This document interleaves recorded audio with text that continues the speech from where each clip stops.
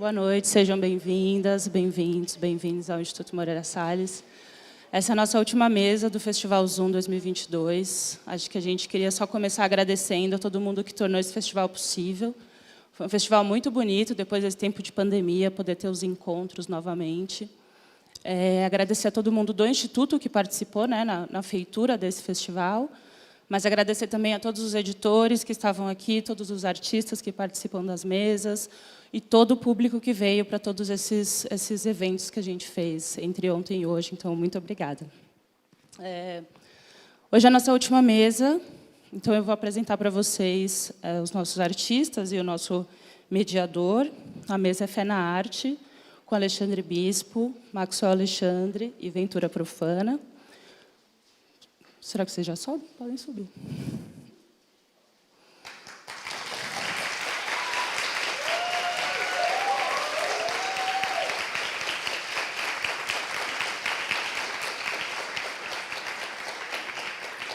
Eu vou apresentar para vocês o Alexandre, e aí o Alexandre apresenta os artistas.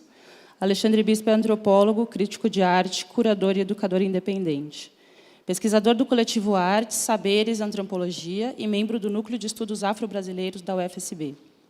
Autor dos livros Artes, Saberes e Antropologia, Arte Contemporânea 2000-2020, e Mulheres Fotógrafas, Mulheres Fotografadas, Fotografia e Gênero na América Latina, entre outros. E curador de diversas exposições, como Margens de 22, Presenças Populares e 70 anos à Beira-Mar. Queria só mostrar que temos aqui a Zoom 23, onde temos um trabalho que vem do Maxwell dentro da revista, e para os assinantes vem um pôster, não vou conseguir mostrar aqui, né? Estou meio cheio, mas agradecer. E é isso, bom debate para vocês. Você tem o seu aí? Tem.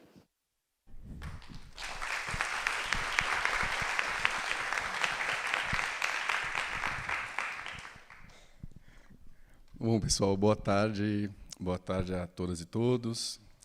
Escrevi um textinho aqui, não é textão, é bem curtinho, bem pontual. Eu quero, então, agradecer o convite do Rony, né, que foi quem entrou em contato comigo para mediar essa mesa com Ventura Profana e Maxwell Alexandre, artistas que eu venho acompanhando à distância o trabalho. Os artistas, atualmente, os vários artistas e as várias artistas, a gente tem possibilidade de acompanhá-los exatamente pela internet, né, que tem bastante material disponível, né?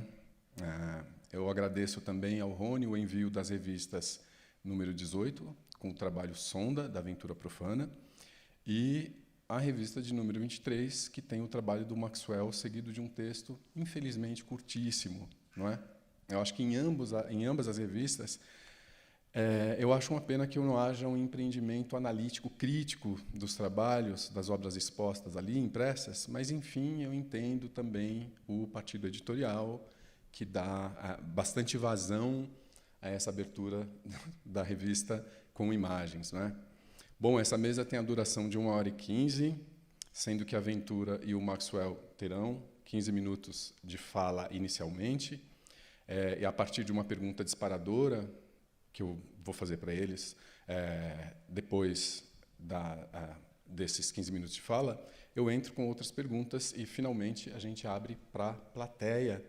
E como o nosso tempo é curtinho, enfim, a gente pede que sejam bem pontuais nas perguntas. Eu gostaria, antes mesmo de passar para o Maxwell, que é o nosso primeiro convidado, de falar sobre o nome dessa mesa, que é um nome bastante interessante, né? O nome desta mesa é Fé na Arte, que, na minha opinião, é um título interessantíssimo, já que na poética de ambos os artistas se mesclam dois idiomas, o da fé e o da arte.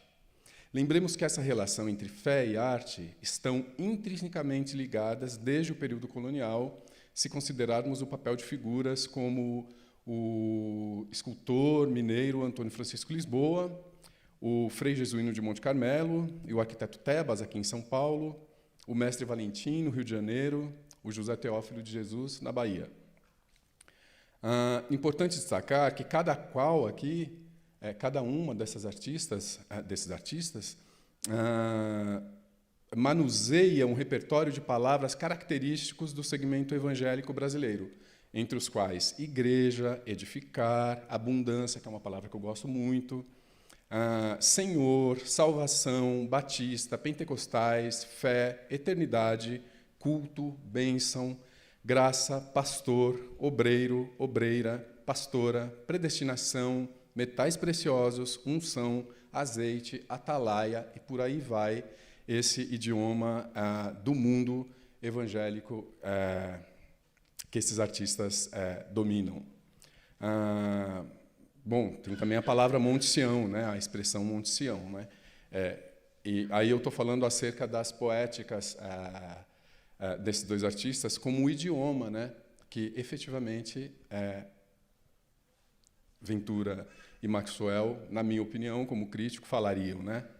Do lado da arte, esse idioma, então, o idioma artístico de um lado, o idioma religioso do outro, o artístico, do lado da arte a gente tem música, performance, pintura, desenho, museus, galerias, corpo e, lógico, o que mais nos interessa aqui, a questão da fotografia. Afinal, esse é um festival dedicado a esse campo. Bom, dito isso, pessoal, eu quero apresentar o Maxwell Alexandre, artista que está aqui do meu lado, que nasceu no Rio de Janeiro, em 1990, formou-se em design pela PUC-Rio, participou das exposições, entre outras, né, Histórias Afroatlânticas, no MASP, que eu acho que é quando várias pessoas aqui em São Paulo tomaram contato com a obra do Maxwell Alexandre, em função, inclusive, da posição que ela ocupava dentro daquela estrutura afroatlântica. Recortes da arte brasileira, na Feira de Arte de Berlim, em 2016. Apresentou às individuais O Batismo de Maxwell Alexandre, na Galeria Gentil Carioca, em 2016, e Pardo é Papel, no Museu de Arte do Rio, em 2019, e no Palácio Tóquio, em Paris, em 2021. Eu gostaria, então, que... Na verdade, eu já fiz várias perguntas, mas eu vou passar a fala para ele, porque eu queria, para animar aqui uma conversa, mas, enfim, eu acho que Maxwell pode comentar um pouco como é essa relação entre, então, fé e arte, fé na arte, eficácia da arte, enfim, as suas relações com o âmbito religioso. Boa noite, igreja. Obrigado ao convite aí, Rony, Tiago, Revista Zoom, Instituto Moreira Salles. Obrigado à presença de todos vocês aqui. Obrigado, Ventura, mais uma vez. Estamos juntos aqui. Obrigado, Alexandre. Esse seria já os meus 15 minutos? Sim, tá. São 17h20. Tá, beleza. Eu vou, então, assim, seria um monte de coisa para dizer, né? Então, eu vou começar contando um período, para mim, que foi muito emblemático, que foi no final do ano de 2016, início de 2017, que é exatamente quando eu estava me formando na faculdade. Eu fiz PUC-Rio, fiz comunicação visual, /design gráfico, e ali que eu comecei a também ter contato com arte contemporânea, e o curso tinha várias matérias de arte, e quando eu me identifiquei como artista, assim, com a consciência, né, que eu tenho hoje, foi em 2012. Então, eu já comecei a pegar as matérias do curso, tudo direcionado para a minha formação em arte. Então, eu estudei Sociologia da Arte, Filosofia da Arte. Eu tive muitos bons mestres, dentre eles Eduardo Berlini, o Cadu, Fernando Coccaralli, Roberta Portas, Lídia Saramago, alguns nomes que me marcaram ali durante meu período, durante meu caminho acadêmico. Eu acho que esse testemunho ele tem a ver com o enunciado, né, proposto aqui pela Revista Zoom e o IMS. Para mim era muito confuso, assim, estar me formando, e era muito confuso para mim, mas eu sempre fui muito confiante também. Então, na real, o entorno era uma coisa que me confundia um pouco mais. Então, toda hora você tem que ficar se provando, né? Você é aprovado e você fica se provando o tempo inteiro. E no final ali da graduação, isso foi muito intenso, porque quando eu escolhi estudar design gráfico, todo mundo foi contra mim, assim. Eu falo da minha família, eu vou reduzir a minha família. O meu pai queria que eu tivesse seguido na minha carreira no Exército, a minha mãe, enfim, ninguém na minha família via como um valor o caminho acadêmico, porque a gente não tinha, né, nenhum referencial de alguém da família aquela frase que a gente escuta, principalmente na favela, né, estuda para ser alguém na vida, aquilo era sempre muito abstrato, né? O que é ser alguém na vida? A gente não tem referência de alguém que estudou e foi alguém na vida. E aí, os meus pais eram contra eu fazer academia. Para minha mãe seria muito mais prazeroso que eu tivesse ido para o McDonald's ou para a Renner, ser um estoquista e chegar em casa com uma cesta básica e ajudar a família, porque isso era o que os filhos dos vizinhos estavam fazendo. Então, nessa relação, eu era o vagabundo, né? E aí, quando eu cheguei na faculdade, eu entendi que ser artista tinha um lugar de prestígio assim muito grande. E eu acho que, eu não sei se eu estava trocando essa ideia ontem com um amigo meu, né? Que eu acho que minha busca sempre foi por privilégio. E aí ele falou, pô, eu não sei se é privilégio, eu acho que talvez a palavra acesso seja mais. Eu falei, eu sei, porque essa busca por privilégio, né, essa palavra, ela acaba deslegitimizando ou problematizando várias outras coisas. Então, ele me deu essa palavra acesso. Essa é uma reflexão muito recente para mim, então ainda vou continuar falando vou continuar assumindo, né, ainda que levianamente, que minha busca ali era por privilégio. Então, quando eu descobri que ser artista era uma forma de você ter passe livre, eu falei, tá, é isso. Eu entendi rapidamente. Existia um confronto também muito doido, porque eu estava vindo de um lugar onde o nome de Jesus tinha poder, né? Tipo, as facções, a polícia, né? Tipo, a favela, ali o nome de Jesus faz sentido, tá ligado? E quando eu cheguei na faculdade, era o contrário. Você falava em nome de Deus, em nome de Jesus, você virava chacota, assim, sacou? O Deus ali era o conhecimento. E minha mãe falava isso para mim. Ela falava, quanto mais conhecimento, mais distante de Deus você fica. E aquilo me assustava, assim, né? Então, eu fui chegando ali, fui conhecendo outras religiões, né? Tipo, a própria universidade é uma igreja, né? O conhecimento ali era religião. E aí eu fiquei nesse meio, assim, né? Tendo que preservar o nome de Deus quando eu chegava na favela, porque na favela ser artista não era um valor. Então, eu chegava ali e eu era visto como maluco, assim, né? Tipo, esse doidão aí fica catando lixo, juntando coisa e tal, né? Isso não era. E ali eu tinha que continuar falando em nome de Jesus, até como uma forma de proteção. Quando eu voltava à faculdade, eu era o artista, então eu negava Jesus e reivindicava isso, né? E ali também eu tive que lutar muito, assim, porque quando eu percebi esse lugar, tá, sendo artista eu consigo ter passe livre. Só que, ao mesmo tempo, o artista ele é essa figura divina, né, iluminada, né? Então, mesmo ali na alta classe, isso era um dogma. Ninguém ousava dizer que era artista, né? Enfim. Então, imagina para mim, né, mano? Isso eu estou falando de 2012. Assim que eu esbarrei com o Eduardo Berrino, que eu fui me envolvendo ali com o campo da arte contemporânea, foi automaticamente, eu comecei a já falar nos corredores, eu sou artista. Todo mundo achava aquilo muito uma afronta, até os meus amigos mais íntimos, tá ligado? Achavam que eu estava viajando, então...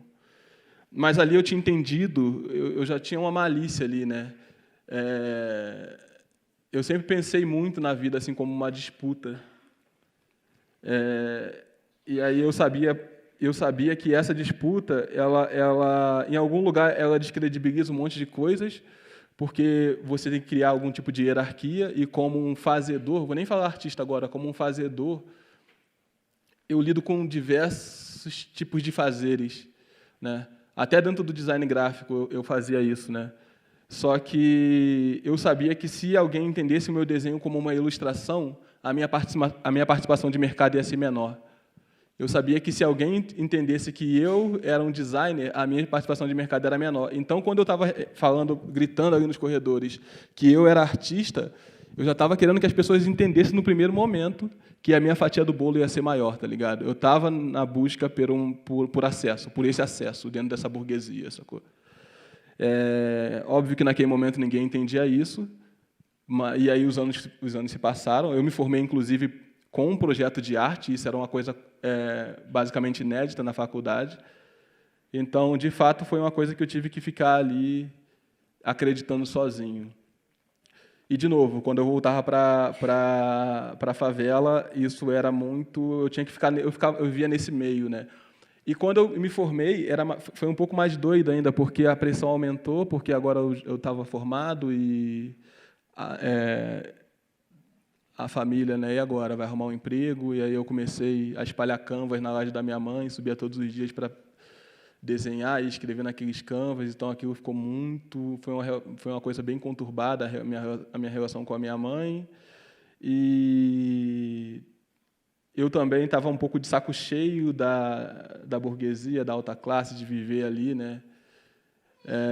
Porque também as questões políticas, né? Tipo, a própria autoconsciência de mim mesmo como um sujeito preto, ela foi ficando mais... As camadas mais profundas foram se apresentando para mim ao longo da faculdade. Quer dizer, quando eu cheguei ali, eu era um dos únicos alunos pretos. Quando eu saí, já tinha um coletivo, Nuvem Negra, na faculdade. Então, também, enfim, acabei acompanhando um pouco dessa transição, né, da comunidade adentrando esses espaços. Mas essa confusão existia na minha cabeça, porque eu já estava, conforme eu fui ganhando essa consciência, eu também fui questionando e eu já não queria mais viver ali. Porque eu tinha percebido que eu tinha negado muito a minha origem, né? Não porque eu não via beleza na minha origem, mas é quase como um condicionamento, sabe? Desde pequeno, quando eu pegava o ônibus e alguém perguntava, onde é que tu mora? Eu moro no São Conrado. E aí tu descia um ponto antes, entende? Tu não descia aqui na Rocinha, tu descia um ponto antes. Saca? 5 minutos, tá? Obrigado. Importante. Então, eu entendi que eu, de alguma maneira, tive que esconder o meu background para poder sobreviver naquele meio acadêmico, né? E, quando eu terminei a faculdade, eu tentei fazer o contrário. Eu falei, eu não vou mais sair da favela, eu vou ficar aqui. Vou evitar sair, enfim. Aí eu voltei a fazer algumas coisas que eu fazia quando eu era menor, tipo jogar bola com o pessoal, ficar até de madrugada na rua, ir pro baile, que é uma coisa que eu não fazia muito, fumar maconha também é uma parada que, tipo, mano, eu nem curto, mas comecei a fumar maconha no baile, tá ligado? Sem camisa. Comecei a tentar voltar para a favela, assim, né? E só que existia uma coisa muito estranha, porque de alguma maneira a favela sabia que eu não era mais dali. Então, eu fiquei meio que num vácuo, porque eu também não era de lá, sacou? Mas o meu comportamento já não era mais o mesmo, a maneira como eu vestia, a maneira como eu falava, o dialeto era outro. Então, por mais que todo mundo me viu crescer ali, todo mundo me viu crescer sendo mudado, né? Então, quando eu tentei voltar, todo mundo sabia, óbvio que eu estou contando aqui, ninguém falava dessa maneira, né? Mas, tipo, chegava lá, outra minha, todo mundo tentava me tirar como, sacou? Tipo, montava um time e falava, vou apostar aqui uma coca. Aí os manos do meu time faziam gol contra, nesse nível. E aí, o que eu fiz, eu comecei a... Vou correr um pouco essa história. 3 minutos, beleza. Eu comecei a andar descalço, porque eu de alguma maneira, eu não sei se isso foi uma coisa que eu realizei, que andar descalço seria uma maneira de eu acelerar esse processo de repatriamento. Só que isso causou mais confusão ainda, assim, principalmente na cabeça da minha mãe, né? Porque ela me via saindo porque eu não andava descalço de dia, porque de dia tu tá voltando da praia, era de madrugada, sacou? Tipo, à noite, saía e só andava descalço na favela e tal. E a minha mãe começou a ficar preocupada, né? Enfim, a galera já começou a achar que eu estava com o diabo no corpo, enfim.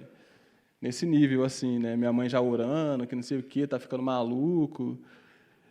Só que o fato de eu catar coisas na rua e ficar desenhando, sei lá, eu lembro que uma vez eu escrevi com carvão assim na tela, esperando a chuva.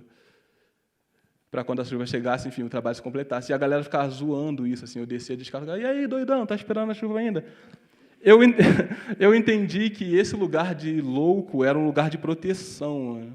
Porque o tráfico é cristão, né? Se o tráfico entendesse que eu estava endemoniado, isso de fato seria um problema. Mas se eles me vissem como um artista doidão, quer dizer, esse lugar de maluco era um lugar total de proteção.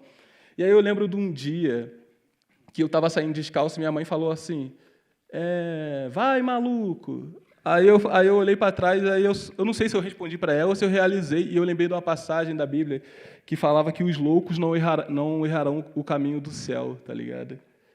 E aí, nesse momento, eu acho que eu falei, eu não sei se eu falei para ela, mas eu realizei que ali era uma maneira de eu garantir minha salvação, né? Tipo, as crianças e os loucos não errarão o caminho do céu, tá ligado? Se eu estou sendo visto como louco, então essa era a maneira de ganhar minha salvação. Teve uma outra coisa, só para finalizar, isso vai caber em 1 minuto, com certeza. É que as pessoas ficavam na rua, começaram a ficar preocupadas comigo, assim, me paravam, falavam, tu tá bem, mano, que não sei o quê, pô, tô bem, que não sei o quê. Pô, por que tu tá andando descalço? Aí ficavam perguntando sempre isso. E aí teve um dia que eu só falei e respondi para um moleque, eu falei assim, pô, cara, só quero manter meu pé no chão.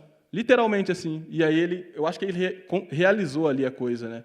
E aí eu acho que essa foi uma resposta que ficou mais automática, assim, né? Porque era bem encheção de saco, assim. Eu saía descalço e a galera ficava, e aí, tá bem, mano? Por que tu tá descalço? E aí, enfim, acho que essa era uma resposta que ela fazia sentido, mas que ela também cessava esse questionamento que nem sempre eu estava disposto a ficar negociando. Olha, muito, muito legal aqui. Um grande depoimento esse, hein? Incrível.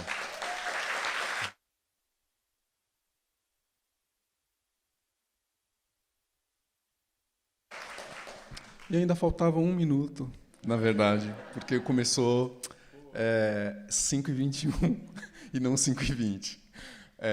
Ventura, querida, vou te apresentar aqui.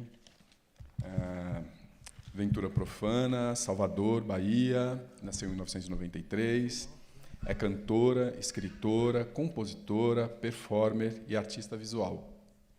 Participou da SP Arte em 2018, ganhou a 7ª Bolsa Pampulha 2018-2019, participou do Festival do Valongo em 2019, participou também da 30ª edição do Programa de Exposições do Centro Cultural São Paulo, que eu fico muito orgulhoso, porque é um espaço público importantíssimo para a cena de arte contemporânea, para a formação de acervos de arte contemporânea, e eu passei pelo programa como crítico, né, durante 2 anos, e fui ver o trabalho da Ventura Profana lá.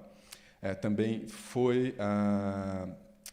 Em 2019, participou do programa IMS, do Instituto Moreira Salles, aquele programa chamado IMS Convida. Desculpa, em 2019 não, em 2019 ela participou do programa, da 30ª edição do Centro Cultural São Paulo, do programa de exposições. E, em 2020, participou do IMS Convida, justamente já dentro do contexto da pandemia. E, em 2018, ela foi, o trabalho da Ventura foi capa, e não é só capa, é uma sequência curatorial de trabalhos dentro da revista. Então, a revista é aberta com esse conjunto de trabalhos. Você também tem 15 minutos. Eu te aviso quando faltar 5. Obrigado. Boa noite. Obrigado a todos, a presença de todos. Agradeço as venturas, os ventos, os vendavais que nos trouxeram aqui. Saldo os ventos. Louvo a ventania. E, enfim, muito feliz por poder falar sobre fé, por viver essa noite e viver essa noite tendo a fé de que a nossa fé pode sair daqui renovada, fortalecida, não só na arte, mas nos nossos potenciais de criação, nos nossos múltiplos potenciais de criação, nos nossos múltiplos potenciais de vida e de multiplicação de vida. Eu sou Ventura Profana, nascida em Salvador, mas vivia a minha infância numa cidade chamada Catu, no interior da Bahia. E, aos 8 dias de vida, fui apresentada ao Senhor na primeira igreja batista em Catu. A igreja vivíssima ainda, minha família frequenta assiduamente, e as minhas primeiras memórias de vida, as minhas primeiras memórias de alegria, as minhas primeiras memórias de arte, de poder, de unção, de beleza, se deram nesse contexto, se deram dentro desse templo. Enfim, eu tenho muito carinho pela memória arquitetônica, assim, pela memória desse templo, pelo que acontecia. Eu vivo celebrando na minha memória determinadas figuras. Selma, uma saxofonista brilhante, Suleide, que era uma vocalista, assim, vocalista do grupo de louvor, Seu Teles, tantas figuras, e desde cedo eu cresci nesse contexto onde as pessoas que eram próximas a mim, meu tio, minha mãe, trabalhavam, serviam, né, nesse contexto, mas trabalhavam propondo... a Igreja Batista ela tem um projeto de missões que ainda acontece, que é um projeto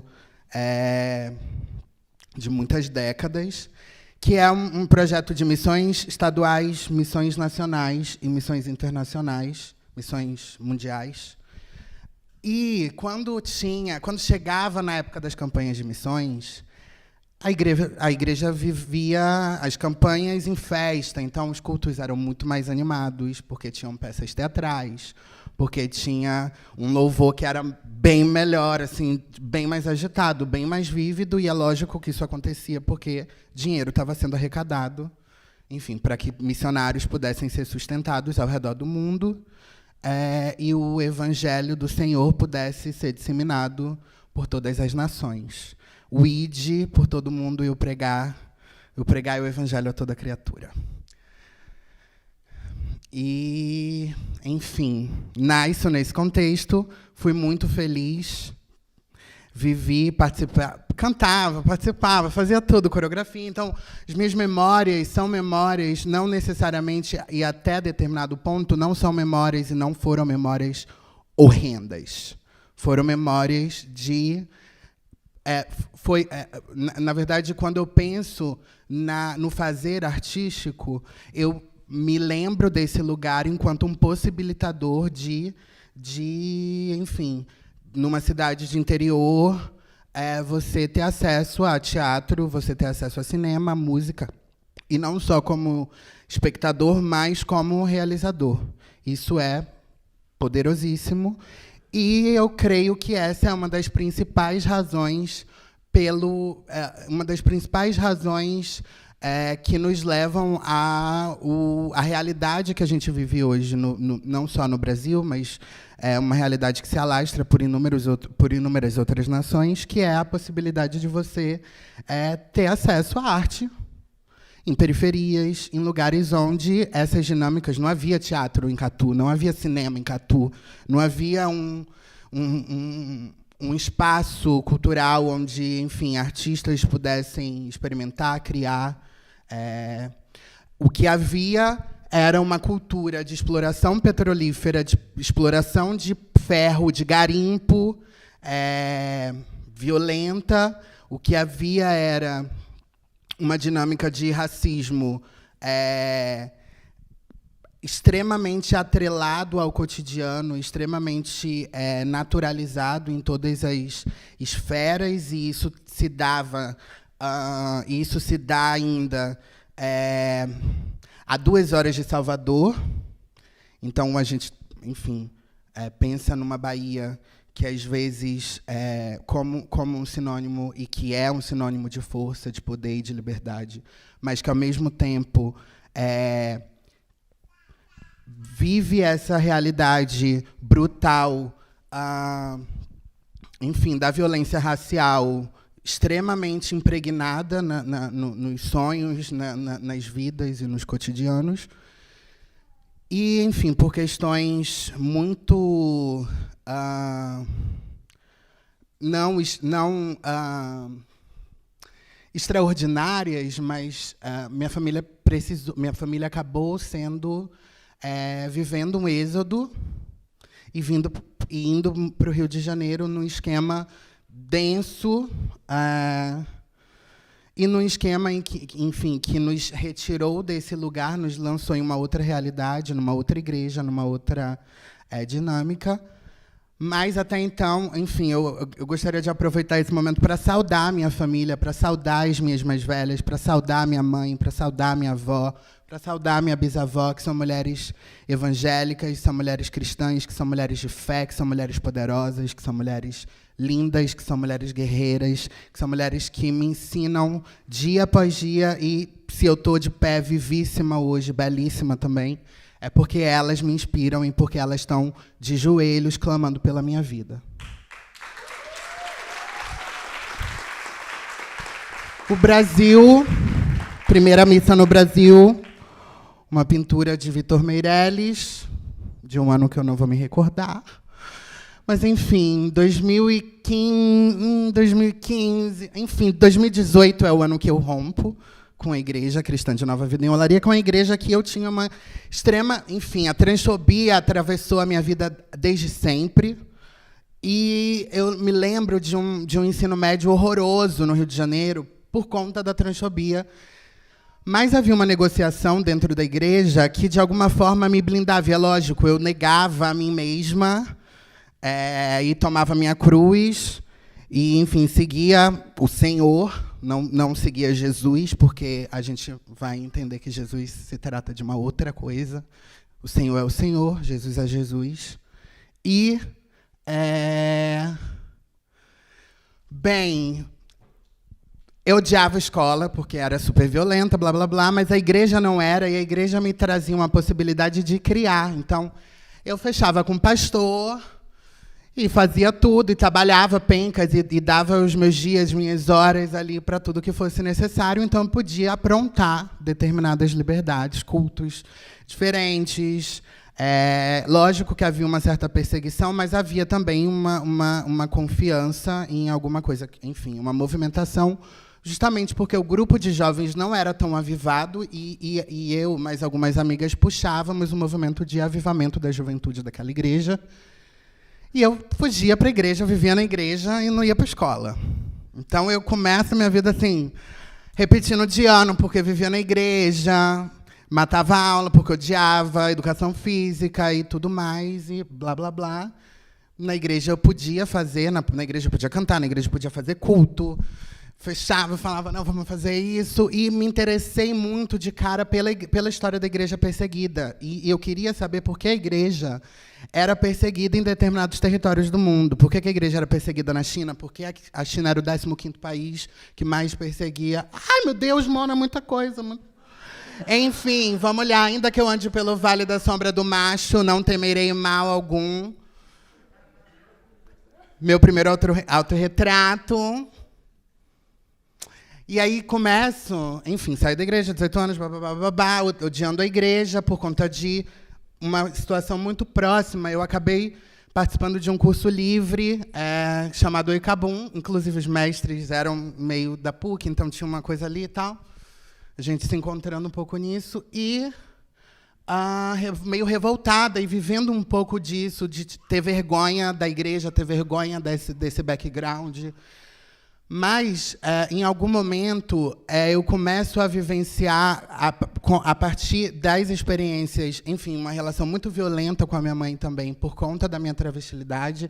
E, enfim, a minha travestilidade o tempo todo sendo sinônimo, e, ao mesmo tempo, não só a minha travestilidade, mas a partir do momento em que eu começo a viver a minha negritude, eu começo a bater no peito e me lembrar de que sou preta e de que minha família, de que a minha história é uma história preta que passou por uma série de processos de violências, inclusive a violência do embranquecimento, da maldição de Cã, e isso sendo reforçado por uma dinâmica que acontece dentro das igrejas,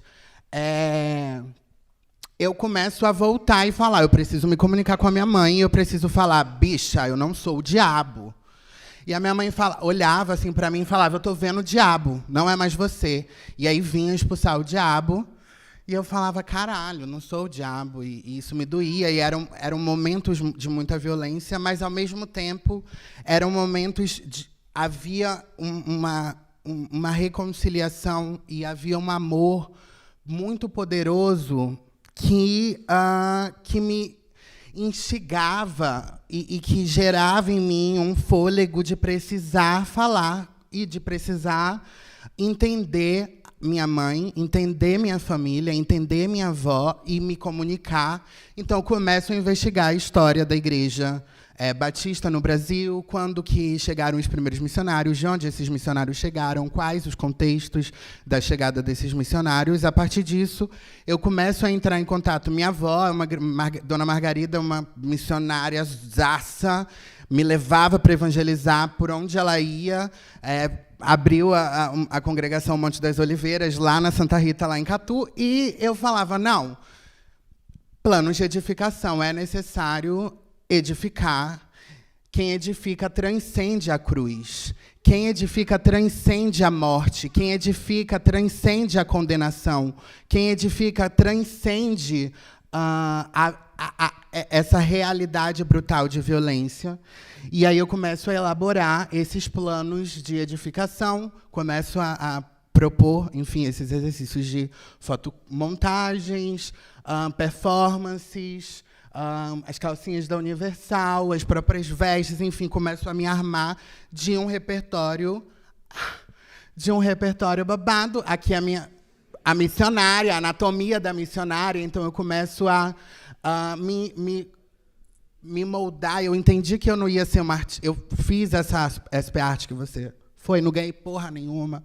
Falei, arte é o ó, quadros milionários, o povo ganhando milhões, eu aqui uma fudida, travesti, entendeu? Preta, ganhando porra nenhuma, me esgoelando, cantando 2 horas sobre o amor de Jesus. Vou ser pastora, eu nasci para ser pastora, eu não tenho faculdade, eu não tenho porra nenhuma, ninguém vai me dar valor. Então, eu vou ser pastora porque eu fui criada, instruída para ser uma pessoa que não conduz a igreja e o rebanho ao matadouro, mas que entoa cânticos que possam gerar em nós o desejo autônomo de caminharmos rumo à libertação.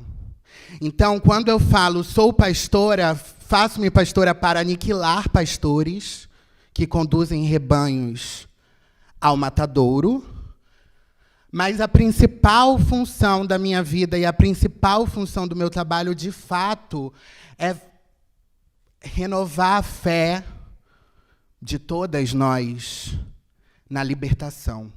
Esse é o propósito. Gostosa, ladrona, rica, petróleo, amo petróleo, pressão, lavando, enfim, fazendo feitiços, enfim, resplandecente, bêbada de glória, enigmática, polêmica, profana, aventura profana. A nossa profanação é viver 7 vezes mais. A nossa profanação é viver 7 vezes mais. Enfim, Jesus era uma figura que eu amo Jesus. Ai, fui embora, Jesus era travesti. Enfim, aqui é o babado, né? Só uma coisa assim, ó, para vocês sentirem o gosto. É isso, não, a gente vai falar mais.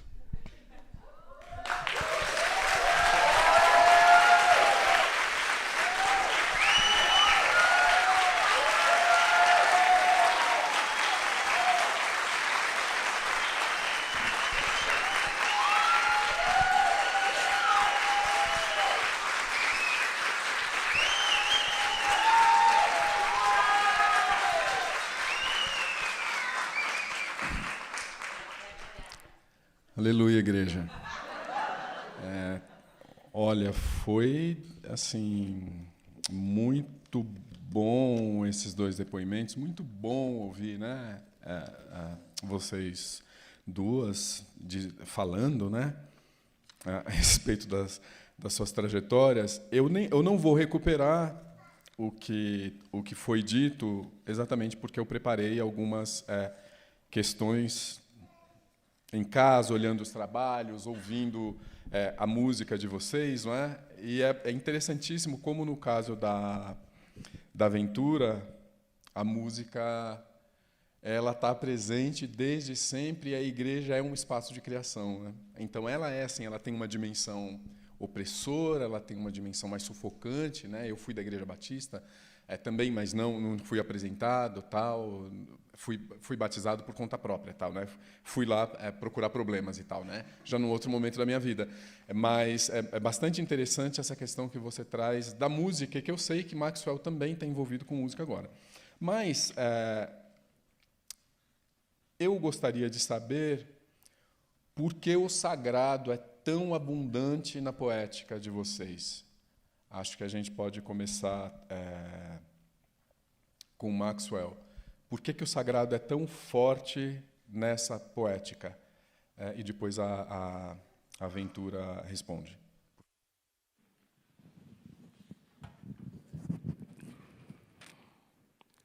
Cara, eu acho que tem uma coisa desse sagrado, né, que é, de alguma maneira, enfim, quando eu comecei a me envolver ali com arte contemporânea na faculdade, eu entendi também rápido que não era sobre que essa arte, né, tipo a maneira como a arte contemporânea é codificada, tem a ver com um programa de distinção social. Então, porque na real eu acredito que todos nós somos artistas, assim, né? Inerentemente a arte é algo que vem com a gente. Eu acho que, eu já falei isso algumas vezes, eu acho que fazer arte é a mesma coisa que cagar e urinar e suar, né? Se você é algo que você tem dentro que se você não bota para fora você adoece. Inclusive essa é a minha teoria do porquê o mundo tá como tá, né? Tão doente. Porque a gente... Eu trago alguns exemplos para ilustrar essas afirmações. Um deles é quando a gente chega numa exposição de arte abstrata e o pai fala por que isso está aqui? Por que isso é arte? Isso até meu filho faria. E essa frase, isso até meu filho faria, é uma frase que ela vem com certo tipo de desdém, né? Só que é muito óbvio que o teu filho faria isso, porque as crianças são os melhores artistas que a gente tem, né? É muito fácil para as crianças ser artista, porque é como a gente vem, né? Quando a gente vem muito próximo de Deus, a gente vai se afastando à medida que a gente vai crescendo. Então, para uma criança é muito fácil dançar o dia todo, brincar, inventar, rabiscar. E um outro exemplo, para mim foi muito bom realizar isso, que também foi no período onde eu estava me formando, que eu ficava no final da faculdade, a minha cabeça estava tão a mil, assim, eram tantos problemas, né, era tanta coisa contra, e eu tinha tanta certeza que para mim era isso, que eu comecei a fazer muito desenho abstrato. Então eu literalmente eu tentava rabiscar 10 folhas por dia, assim, sacou? Com um exercício. E aí teve um dia desses eu estava lá rabiscando, e aí minha mãe passou e falou: é para isso que você estuda, você vai se formar para isso, você fica o dia todo rabiscando aí, isso é muito fácil, que não sei o quê. Isso daí até eu faço. E aí eu falei para ela: tá, mãe, faz aqui. Separei uma folha e uma caneta para ela. E aí ela congelou, assim, sacou? Tipo, ela parou. Ali eu realizei que é isso, assim, não é sobre fazer arte, não é sobre ser bom, não é sobre ser exímio, não é sobre, entende? Fazer arte é sobre resistir, né? Uma criança, ela precisa continuar crescendo e fazendo arte. Quer dizer, ela precisa resistir, né, durante esse crescimento a esses inputs que vêm, né, de tipo, você vai fazer um desenho? Tá. mas tu está crescendo, calma aí também, né? Pô, deixa o desenho um pouco de lado, vamos ali fazer uma engenharia, fazer um... Né? O desenho, enfim, o desenho de um engenheiro, ou o desenho até de um design gráfico, de um design, ele tem um pouco mais de valor porque é um desenho aplicado, quer dizer, ele não é um desenho vadio, ele não é um desenho porque é o desenho, ele é um desenho porque ele tem uma finalidade. Então, esse lugar da expressão e da não finalidade prática que a gente precisa continuar exercendo, que uma criança faz e que é podada à medida que ela vai crescendo, é que a gente tem que manter. Então, para um adulto é muito difícil continuar se mantendo criança, continuar se mantendo artista, né? Porque muito cedo foi dito que desenhar é uma coisa que não vai dar em nada. E é para não dar em nada, né? Então, eu acho que é isso, né? Por que a gente não tem tantos pintores abstratos, né? Não é porque se é tão fácil, né? Então, acho que a arte está muito mais nesse lugar de resistência mesmo.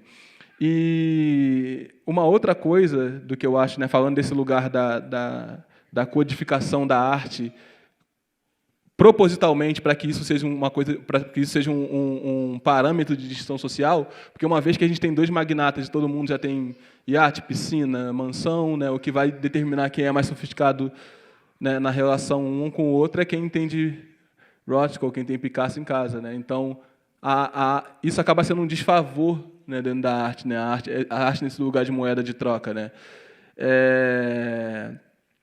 Porque quando eu chamo um cria para ver uma exposição para ir no museu, é quase um deboche, principalmente se for sobre pintura abstrata, né? Imagina, você chama um moleque da favela para ver um monte de quadro pintado de azul, sacou? Então, como que...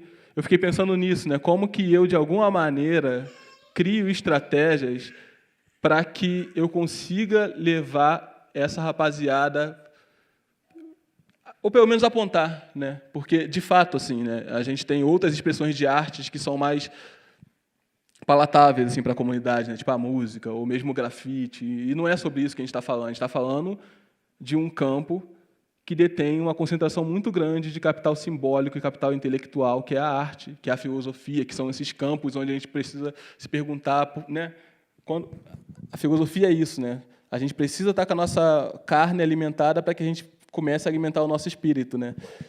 Como que você vai se perguntar por que eu estou aqui, para onde eu vou, se você está com fome, se você precisa, né, trabalhar incessantemente? Então, eu acho que quando eu aponto para esse lugar da filosofia, esse lugar da arte contemporânea, que eu acho que, inclusive, são dois campos que se retroalimentam, por ser, na minha visão, o campo do privilégio máximo, é por isso que burguês, né, se morde quando a gente começa a dominar esses campos com tanta excelência, tá? Porque isso não era premeditado, né?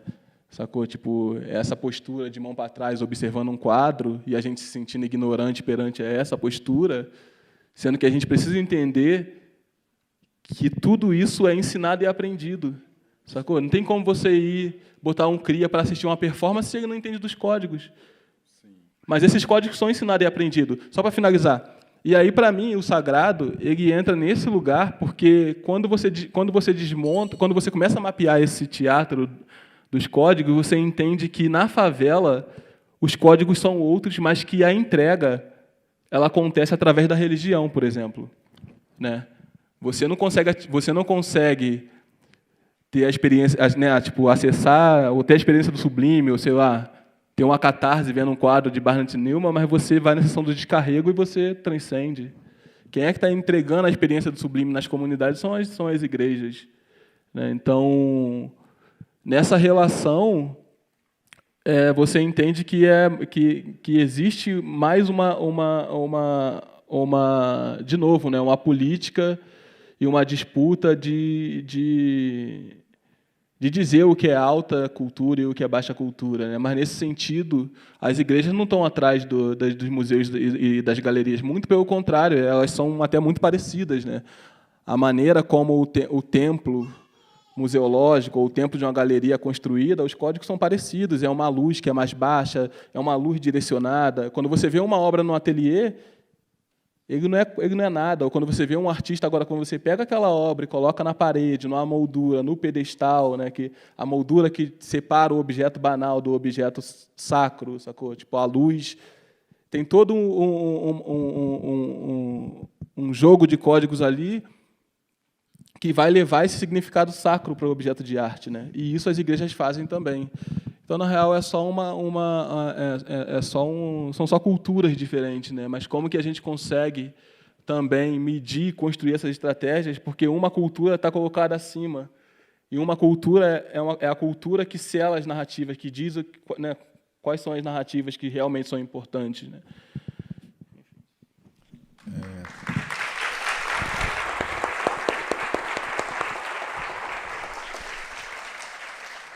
Profana, se você me permite, só um comentário assim, uma fala muito bonita, uma frase, né, muito bonita do.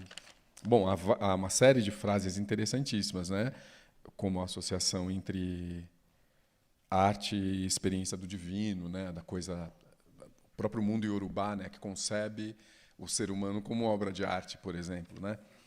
Mas o Maxwell diz uma coisa muito bonita. É doloroso também saber disso, que a igreja entrega, e há diferentes tipos. A igreja que a profana experienciou na sua infância é uma certa igreja. O deslocamento para o Rio de Janeiro é uma outra igreja, não é? A experiência, por outro lado, no Rio de Janeiro era mais interessante do que o ensino médio, que era muito violento, tal. Mas você diz, quem entrega a experiência do sublime na favela são as igrejas, né? Quer dizer, e a própria noção de sublime, historicamente, dentro da história da arte, uma tempestade é uma coisa sublime, né? Então, uma situação muito violenta da natureza também é algo que está categorizado nesse ângulo, né? Eu queria, inclusive, aproveitar aqui na resposta da profana, ela comentasse, para além dessa dimensão do sagrado, se você concorda que no interior das igrejas evangélicas, um dos campos que muita gente consegue se expressar com plenitude é a música, né? E tem pesquisas, por exemplo, no campo da antropologia, que é meu campo, que exatamente no campo do louvor, não raro, terão gays, terão negros podendo se expressar de maneira muito mais plena, não é?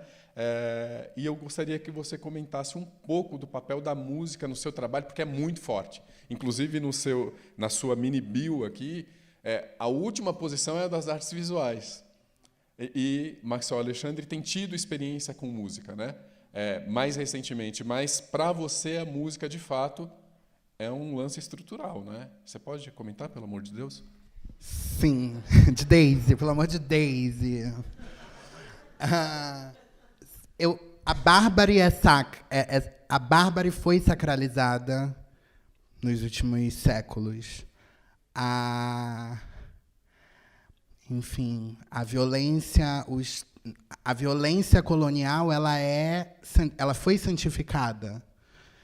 E é exatamente por esse fato que o sagrado ele se apresenta na minha prática, no meu trabalho, porque existe um exercício que eu sinto que é de mapear, de devorar, de conhecer profundamente a palavra do Senhor, as estratégias inimigas, as estratégias coloniais, as arquiteturas, as engenharias, as estruturas, conseguir tecer um saber estratégico, entendendo que se vive em guerra, se vive em disputa pela vida, né?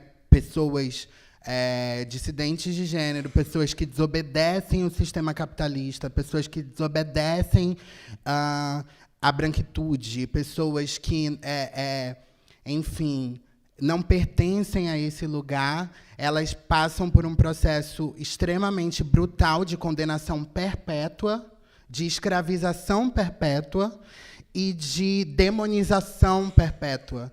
Então, existe um trabalho que é o de entendimento e de conhecimento desse Senhor, conhecimento desse plano diabólico, ao mesmo tempo que isso precisa ser combatido, que isso precisa ser...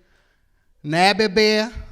É babado, é um trabalho denso, é um trabalho espiritual, sobretudo, porque a escravização ela tem se dado nesse tempo, e ela tem se dado nesse tempo linear, nessa prisão da linearidade, sobretudo espiritualmente. As pessoas estão cativas. E aí quando Maxwell traz, enfim, tudo isso sobre por que essas experiências elas estão se dando dentro das igrejas.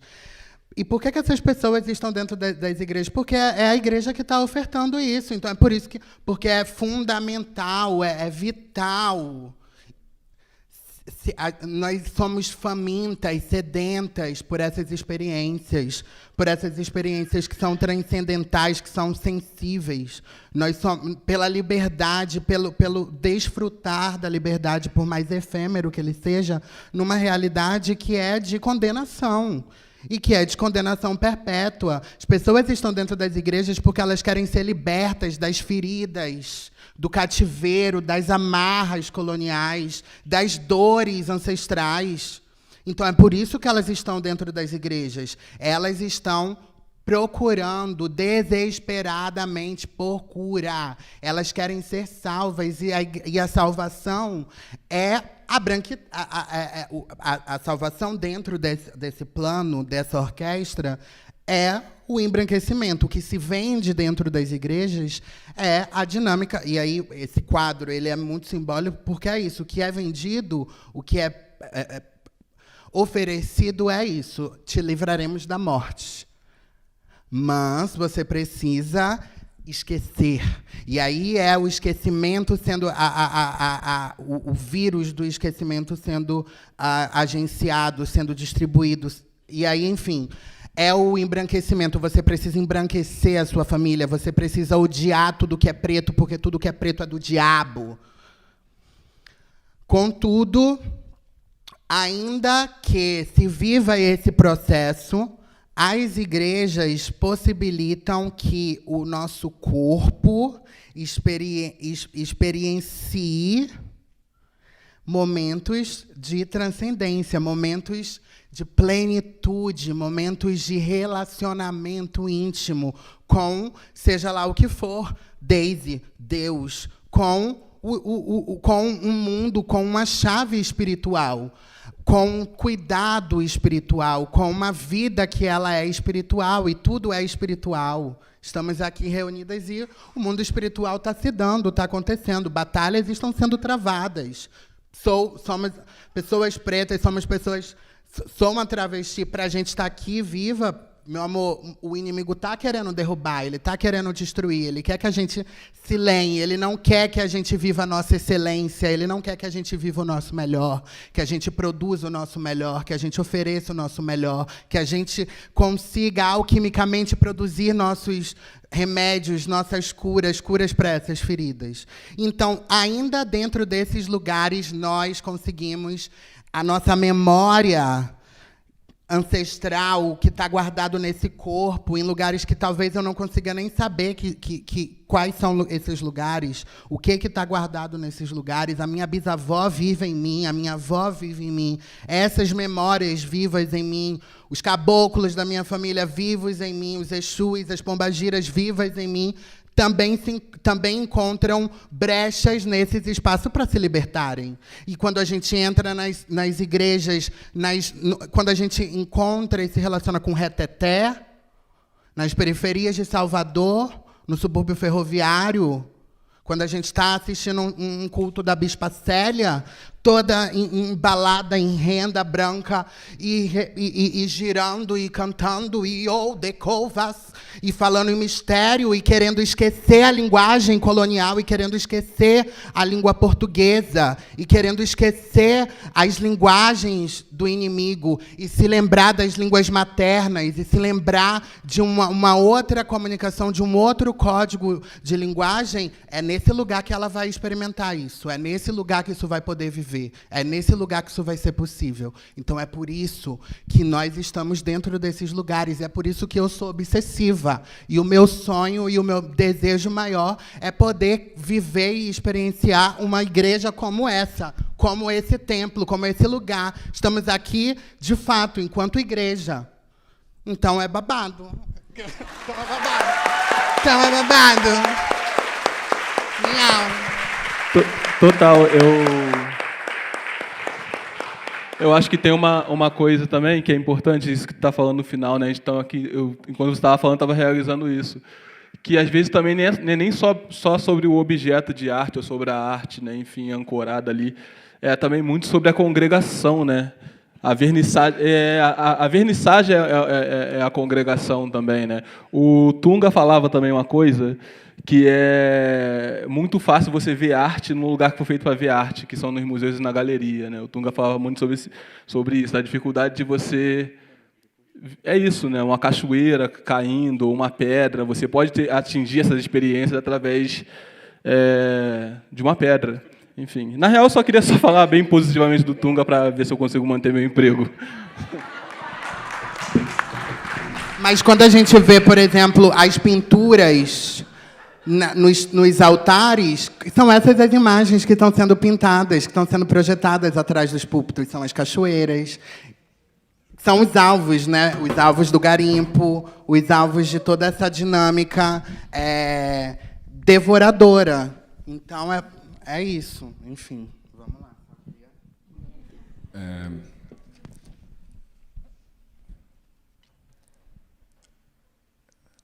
É muito, enfim, um negócio assim. É um tipo de convite à transcendência, efetivamente, que é assim. E depois ainda como você junta. E eu estava revendo, enfim, eu já tinha tido a oportunidade de escrever uma coisinha muito pequena sobre esse trabalho, né? Eu Não Vou Morrer, que é um trabalho muito tocante, né? Um trabalho muito forte, né? E eu finalizo um texto justamente sobre a morte, o morrer e os mortos nessas poéticas negras, enfim, evocando esse trabalho. E daí eu estava assistindo hoje, de novo, esse trabalho, né? E como você faz um convite ali muito, muito dramático, né? Já no início, e a relação com a água, uma relação de sacralidade da natureza, né? Que a gente também não está... A gente sabe que isso está disperso dentro das igrejas, especialmente dentro das igrejas pentecostais, que tem uma parte delas tem uma outra relação com a natureza, né?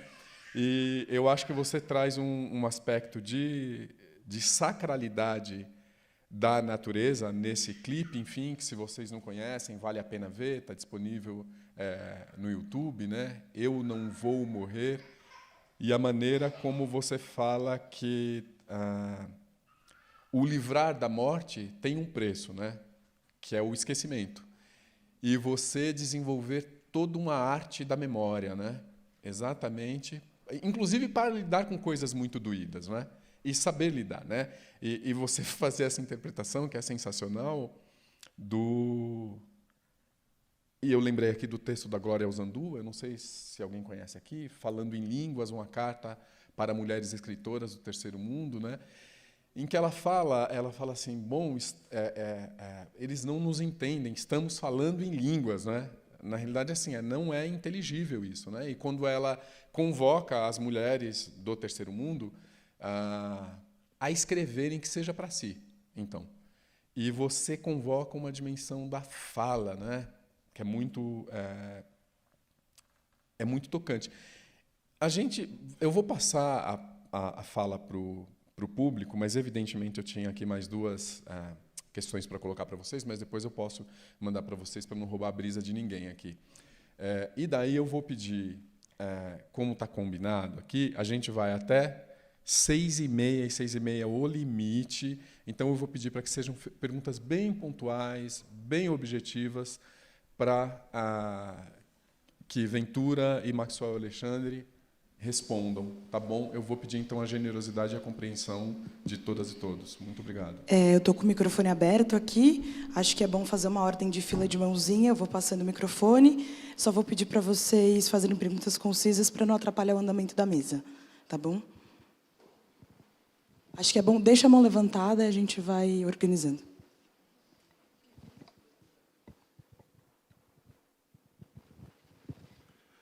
Muito boa noite. Me chamo Abigail. Parabéns, Ventura, Maxwell, pela fala, muito generosa. Eu estou bem alimentada e acho bem especial vocês estarem aí hoje, sobretudo depois da trajetória de vocês, que vocês mostraram. Então, acho babado isso. Eu queria tocar num ponto que vocês mencionaram, que para mim é muito importante, que esse mundo colonial, o gênero e a raça são 2 pilares dele, né? E 2 pilares de sentido, dá sentido para esse mundo colonial, para essa lógica desgraçada. E quando se rompe com essa lógica da raça, e especialmente quando pessoas pretas rompem com essa lógica da raça, e quando se rompe com essa lógica do gênero, especialmente pessoas trans rompem com essa lógica do gênero, a gente sai do sentido desse mundo também, né? Então essas pessoas pretas saem do sentido e as pessoas trans saem do sentido também. E vocês falaram um pouco disso, especificamente como isso cruza na vida de vocês. O Maxwell trouxe muito isso, né, de ser taxado como louco, e não só quando você andava descalço, né? Quando você estava pintando, já era o maluco. Quando estava pegando coisa do lixo para pintar, já era o maluco, né? E a Aventura também tem isso. Eu acho que na sua igreja você devia ser tida muito como uma maluca, mas amiga, eu lembro que você também no começo, quando você começou a performar no Rolê Trans também tinha esse babado, tipo, gente, você viu a Aventura? Ela tá fazendo umas performances com negócio de igreja. Tinha uma coisa meio de engraçado, e a risada tem uma coisa muito sintomática, que as pessoas riem de algo que elas não compreendem, né? Então, eu queria que vocês falassem um pouco disso, porque eu sinto que vocês falaram de fé, mas eu sinto que tem muita fé em vocês por vocês mesmos, né? Você precisou de ter uma fé muito grande, né, Maxwell, na sua loucura, para acreditar nela e colocar isso na arte, e precisa defender ela até hoje, né? Porque às vezes você vai numa mesa e a pessoa que está lá, ela não entende o seu trabalho direito. Às vezes um parecerista que lê o seu artigo também não entende. Então até hoje a gente precisa ficar defendendo essa loucura. E aí eu queria que você falasse como é isso, como você também, Ventura, como vocês defendiam a loucura do seu trabalho quando vocês começaram, porque é um babado, né? Porque a gente se questiona mesmo, né? Tipo, será que eu tô maluca mesmo? E como vocês defendem a sua loucura hoje, a loucura de vocês hoje, que é também essa loucura artística, né? Eu não estou patologizando, né? É uma loucura que é boa. Esse mundo colonial está doente porque ele precisa também de loucura, né? Você trouxe a questão da criança, eu acho que passa por aí. Queria também que vocês falassem das loucuras das nossas também, né? Porque vocês também... É que tem mais gente. Eu sei, você falou pra caramba, agora deixa eu falar também. Pode ser? Obrigada, obrigada, tá bom? Obrigada. Tá bom, eu já vou encerrar, eu estou falando uma coisa importante, relevante. Pode ser? Você falou pra caramba também, só trouxe um monte de coisa chata, meu amigo. Agora eu estou trazendo uma agulha do meu coração aqui. Pode ser? Então tá. E aí para concluir, falar das loucuras das nossas também, porque vocês não estão sozinhas, você não está sozinho, então tem gente também que está nesse babado. E eu queria que vocês falassem também sobre como a família de vocês vê essa loucura hoje, sabe? Porque vocês agora construíram outro lugar, entendeu? Então é a Aventura maluca, é o Maxwell maluco, ou é tipo o artista, é o fodão, como é que é, né?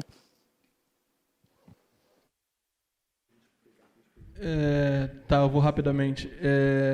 Naquele momento inicial era bem mais difícil, mas eu gosto muito também de ser desafiado, assim. Teve uma vez que eu estava... porque, na real, eu venho de um lugar que é muito específico e que chega até a ser desleal nesse mundo que a gente vive, né? Dentro dessas regras que a gente vive, quer dizer, do capitalismo, enfim, esse mundo meritocrático e competitivo.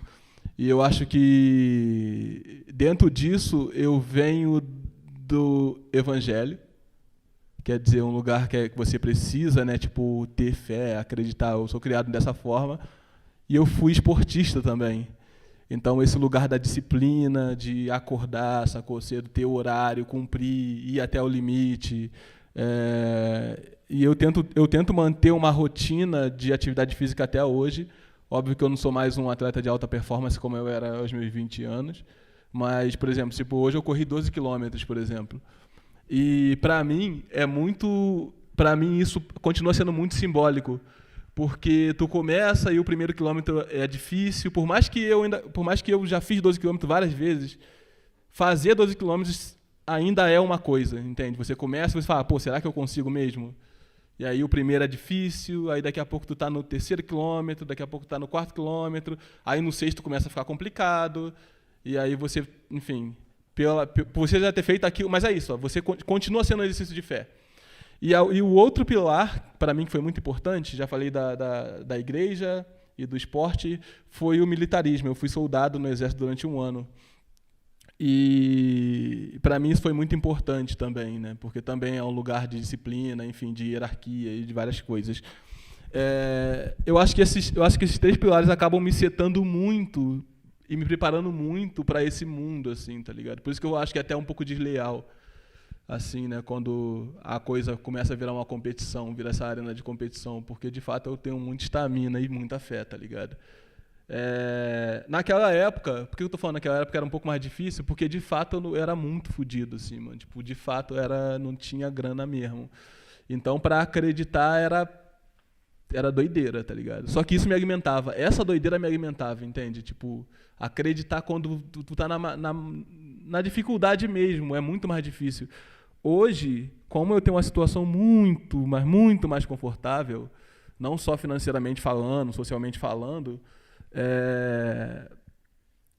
tu começa a virar, né? Quando você é um artista legitimado, tu começa a virar quase que um deus, assim, né? O que é um lugar muito perigoso, porque eu tenho que, de alguma maneira, também refletir assim quase que o dobro, né? Porque a minha voz acaba virando uma coisa muito certeira, assim, né? Então eu também não posso me envaidecer muito com esse lugar onde as pessoas estão tipo me apoiando, né? Tipo, né? Esse lugar divino, né? Do artista já legitimado. Esse acaba sendo um lugar muito difícil e perigoso, que eu tenho que tomar cuidado, tenho que olhar sempre para. Então, uma maneira de eu manter a minha fé é criando os meus limites mesmo, assim, ampliando os limites. Eu lembro que quando eu comecei a fazer arte, o Cadu, eu não lembro se foi o Cadu ou foi o Berliner, eles falaram isso para mim. Nessa época eu não era nem tão politizado, enfim, não pensava tanto nessas coisas. Mas eles falaram, uma das primeiras aulas de arte, eles falaram assim: o artista é aquele que cria o seu limite. Eu achei aquilo muito bonito, assim, muito poético, entendi. Mas na mesma hora eu problematizei, eu falei assim, cara, que doideira, né? Tipo, pensei, pô, os artistas criam seus limites, e eu olhei para minha vida e falei, pô, o que eu preciso criar como limite para minha vida, né? Eu já estou vivendo uma vida, enfim. O que hoje já não é tanto uma realidade. Então, de alguma maneira, eu tenho que criar os meus desconfortos para fazer com que minha fé continue sendo exercitada. Assim, da mesma forma que eu acordo e falo, não, hoje eu vou correr 12 quilômetros, entende? Eu ainda tento me tirar do lugar de conforto, né?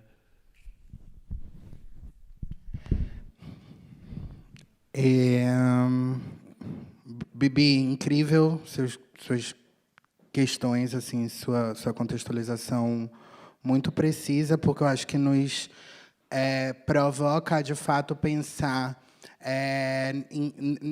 nos múltiplos caminhos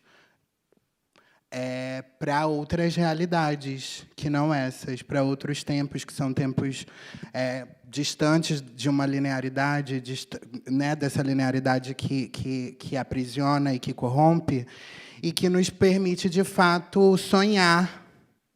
Então, essa loucura é uma loucura é a loucura do sonho, é uma loucura da liberdade, assim, Maxwell falou da loucura, tem uma passagem bíblica que fala que Daisy usa os loucos, as loucas, para confundir os sábios, para confundir essa sabedoria colonial. Então, é exatamente isso que acontece, à medida que... E em Atos dos Apóstolos, no Pentecostes, que é o evento que inaugura o evento fundamental da fé cristã, que é esse momento em que o Espírito vem e desce como fogo no meio de uma grande aventura, um vendaval babado. O colonizador, ele está presente, ele não entende. E aí ele acusa as discípulas de loucas, bêbadas, embriagadas, que é enfim, essa imagem, esses marcadores que a gente carrega até hoje. Então, por muito tempo, eu fui a louca, a promíscua, né? Aquela que, enfim, sempre queria chocar, queria estar nua, babá, completamente incompreendida pela minha família, sempre vista por essa ótica demoníaca. Então, muito próxima ali de uma estela do patrocínio, muito próxima de uma puta entendeu? E minha primeira residência artística foi uma residência na Guaicurús, num dos maiores complexos de prostituição da América Latina, em Belo Horizonte. Eu renasci nesse lugar, eu renasci a partir e pelo amor e por aquilo que eu aprendi sobre o amor, sobre a liberdade, sobre a ética dessas mulheres, dessas putas, dessas mulheres da vida. Isso foi o que me libertou. Então, o que me manteve com fé no trabalho e com fé em mim foi exatamente estar andando por esses caminhos. Foi estar andando em meio às putas, em meio às perigosas, aquelas travas que não eram as com máxima passabilidade, as feitas e cortadas e não sei o quê, e bababá, eram as tidas como horrorosas, as tidas como bruxas, bruxonas, as feias que a gente fala, as que ninguém quer, não sei o quê, não sei o quê. Então, é desse lugar, e a força e o poder e a beleza, a verdadeira beleza, que é aquela beleza que não pode ser roubada, ela vem desse lugar. E é nesse lugar, e é a partir do afeto, é a partir do amor genuíno, é a partir do alimento que vem quando você não tem o que comer e quando todas se juntam. Eu aprendi muito isso aqui em São Paulo. Nesse momento, assim, era quando eu me reunia, era quando eu estava num apartamento com 15 travestis comendo um baião de 2 que Verônica Valentino cozinhou. E todas loucas. E todas loucas, assim. Essa loucura é nessa loucura que estão as chaves para esses outros mundos, para esses mundos que a gente está tecendo, que a gente está costurando, para esses mundos que a gente se deita e sonha o tempo todo. E, às vezes, a gente nem deita, a gente está sonhando acordada, a gente está sonhando na pista, a gente está sonhando... e se lembrando que a gente é gás e que a gente não é porra, que a gente é muito mais do que só preta e só travesti, que a gente é livre, que nós somos espíritos livres, que nós somos espíritos intergalácticos, que nós somos espíritos que transcendemos forças que transcendem experiências vitais que transcendem esse planeta, que é uma coisa que Cachel Vitorino me ensina muito. Então, é por isso que hoje eu vivo, é por isso que eu estou aqui, é por isso que meu trabalho se desenrola e se desenrolou. E hoje, meu bem, quando... Sei lá, eu não levava, minha mãe não entrava em contato com o meu trabalho, era quase uma vida escondida, de fato. E, a partir do momento que eu fui entendendo que era para ela e que tudo que eu estava tecendo e construindo era para minha família. E eu comecei a restituir a minha família, a dar o que é dela, a dar o dízimo à minha mãe. Porque ela, meu amor, se eu recebo meu lajô, meu aqué, se eu estou vendendo, eu preciso dar o dízimo da minha mãe, o dízimo do meu pai, diabético, amputado, entendeu? Que passa por uma série de violências por conta da diabetes. É a eles que eu devo honra, é a eles que eu devo louvor e que eu tenho que prestar conta. Então, é a eles que hoje eu presto conta. Levo toda a publicação minha, eu levo hoje lá em casa. E, enfim, é uma jornada, são alguns anos, já são alguns anos. E, nesses anos, muitas conversas, muitos debates, a minha oratória, o meu próprio pensamento crítico, o meu próprio pensamento teológico, ele nasce na mesa do café, dentro do cativeiro, porque meus pais ainda estão dentro de um cativeiro, e é dentro desse lugar que eu começo a tecer esses planos de libertação e aprimorá-los, ao ponto de... Quando o MASP mandou lá a obra, lá do Que Rouba Ladrão, que a minha mãe tem pavor, mas, assim, quando o MASP mandou essa obra, depois dessa exposição que rolou agora, Histórias Brasileiras, e a burocracia da arte, do sistema, do mercado de arte, da eternidade sendo controlada, daquilo que é perpétuo, da temperatura que tem que ter, a temperatura que tem que ter não sei o quê, a assinatura não sei o quê, quando ela começa a entrar em contato com isso, que é a arte, né, que é o mercado de arte, que é a indústria de arte, que é a burocracia, que é quando você é uma empresa, que é quando Ventura Profana é uma corporação, né, uma empresa, e aí ela vê que eu não sou só uma piranha arregaçando o meu cu e tatuando família na porra da minha bunda. Eu começo a ter que ter uma postura de empresa. E eu sou uma empresa, eu sou uma corporação. Eu sou muito séria, eu preciso ser séria. Porque eu estou lidando com esse colecionador que enfim, é nesse mundo que a gente está negociando também. e tendo que ser louca, mas tendo que ser sã também, né? Tendo que passear, tendo que bailar, tendo que gingar, tendo que fazer capoeira, tendo que dar um baile. Quando ela entra em contato com essa realidade, com esse outro lado, ela começa a olhar de uma outra forma também para a minha prática. Ela começa a entender e falar, poxa. Então, quando a minha tia viu, quando rolou uma matéria que chocou Catu, e eu estava em Catu porque eu fui gravar essa performance do petróleo, lavando o petróleo, que falei, feitiço, não sei o quê. Eu cheguei em Catu e eu tinha dado uma entrevista para a TV estadual, para a TVE da Bahia. Catu viralizou. Ventura profana, pastora, fudeu, todo mundo odiando, todo mundo curioso, uma celebridade catuense, não sei o quê, travesti, gostosa. Não, quem é? Meu mano, não acredito. Essa confusão, e eu lá na casa da minha avó, mano, e o povo batendo na porta, uma loucura. Até me perdi, que eu fui para Catu agora, não vou parar por aqui, mas enfim. Minha mãe, ela começa a se questionar. A minha tia estava no YouTube, viu os vídeos, falou. E aí foi um dos momentos mais especiais da minha vida. Minha tia, enfim, estudou educação cristã infantil, seminário, bababá, sabe pencas, teologia. E aí ela viu os vídeos e falou assim, blasfêmia pesada. Mas eu li todos os comentários. E quando eu entendi a importância que essa palavra de vida tem na vida de inúmeras vidas, isso é tudo. Então, é por isso que a gente faz e é por isso que a minha relação com a minha família também tem sido transformada. E eu não abro mão da minha família. E também acho que eles não abrem mão de mim e de quem eu sou e de quem eu posso ser. E eu acho que o nosso amor é muito mais poderoso do que qualquer armadilha colonial.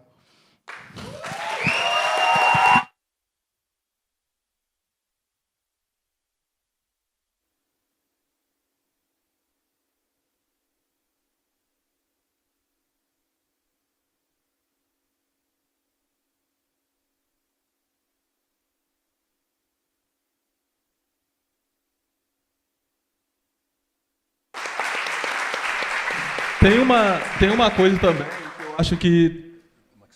Rapidamente. Peraí, alô, Maxwell, posso só... Tá. Eu preciso dar um recadinho, que é o seguinte, essa mesa tem um tempo muito contado, porque o Alexandre tem um compromisso, precisa sair, ele nos avisou antes, até por isso ele foi orientado para fazer as perguntas serem curtas, para caber muitas vozes e muitas pessoas para falarem. Então eu queria pedir também desculpa pelo papel que ele teve que fazer e queria uma salva de palmas para ele por ter conduzido a mesa.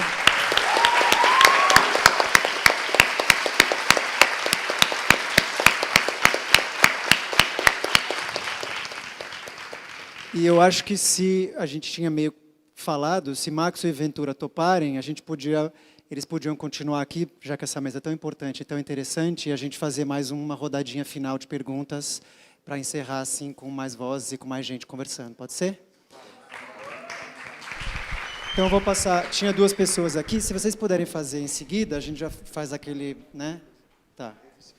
A gente recolhe as duas perguntas. Obrigado à presença do Alexandre. Obrigado pela mediação, Alexandre. Eu estava falando sobre de que, em algum nível, a gente é louco mesmo, assim, né? Acho que todo mundo em algum nível, né? Só que acontece que a normalidade é muito frágil também, né? Isso me impressiona muito, assim, de como que a normalidade é frágil. Qualquer coisa que tu faz que sai dessa normalidade gera um alvoroço. A gente precisa de uma organização, né? Essa coisa de pastorear, né? Essa organização também, de algum modo, eu fico pensando que não é à toa, né? Eu como líder também de uma igreja, a Igreja do Reino da Arte, né? A Noiva, acho que muitos de vocês devem conhecer. É uma igreja que é uma igreja, enfim, é uma igreja completamente sem hierarquia, onde qualquer membro pode fazer o que quiser, e as coisas só acontecem quando determinadas pessoas fazem, né? Quer dizer, ainda... Eu fico achando que as pessoas gostam dessa coisa de entrar na fila e de ouvir a voz do pastor, né? Enfim. Mas eu acho que também um comentário muito... Você falou sobre sanidade e loucura. Eu acho que, de alguma maneira... tem uma passagem bíblica também que ilustra isso, né? Que fala que Jesus não veio para os sãos, né? Então, de alguma maneira, se você quer ir de encontro com essa transcendência, você tem que andar pelo caminho da loucura mesmo. Assim, eu acredito muito nisso, né?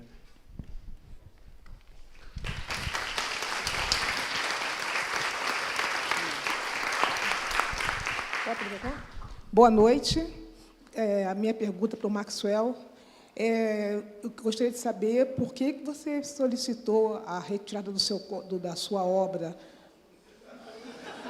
Porque...